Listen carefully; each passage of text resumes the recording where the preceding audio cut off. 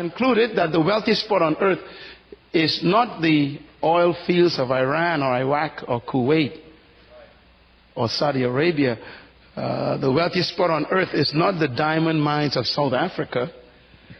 The wealthiest spot on earth is not the silver mines of Central America or the gold mines of South America. The wealthiest spot on earth is actually not too far from your house. You probably pass it every day.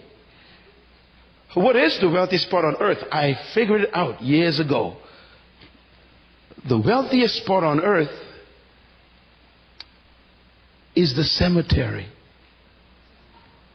the graveyard. You may ask, why is the graveyard so wealthy? Because in the cemetery are books that were never written. The graveyard is filled with music that no one has ever heard. The cemetery is filled with paintings that no wall will ever see. The graveyard is filled with poetry that no one will ever read. What a wealthy place. The cemetery is filled with businesses that will never open. The graveyard is filled with ideas that will never come to fruition. The graveyard is filled with dreams that will never be reality. What a rich place. The graveyard is so full of wealth. It is filled with great men who died as alcoholics. The graveyard is packed full of awesome women, powerful women who died as prostitutes and drug addicts. What a tragedy. Every time I pass the cemetery, I think, if I could just mine the cemetery the way you mine gold, I'd be a rich man. I guess I came here because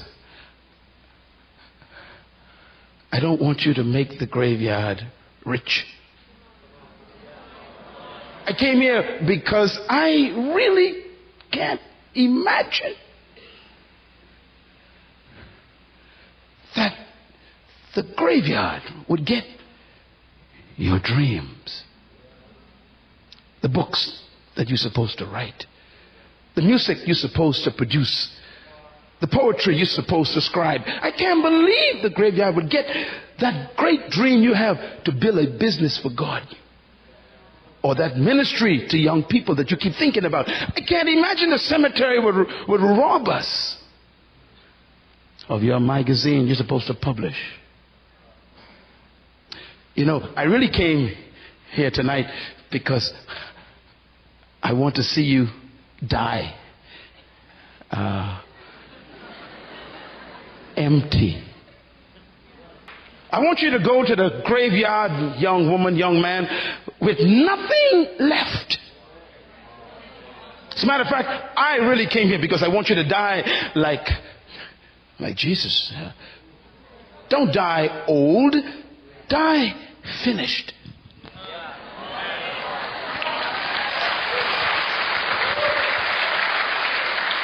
I don't want you to die with nothing left. Go to the graveyard as an empty carcass. Die like my friend, the apostle Paul. Paul says, I am finished my cause. And then he says, I have been poured out like a drink offering. Every drop of me is finished. He says, therefore, I am ready to die. You should not die until there's nothing left for you to do. That's why God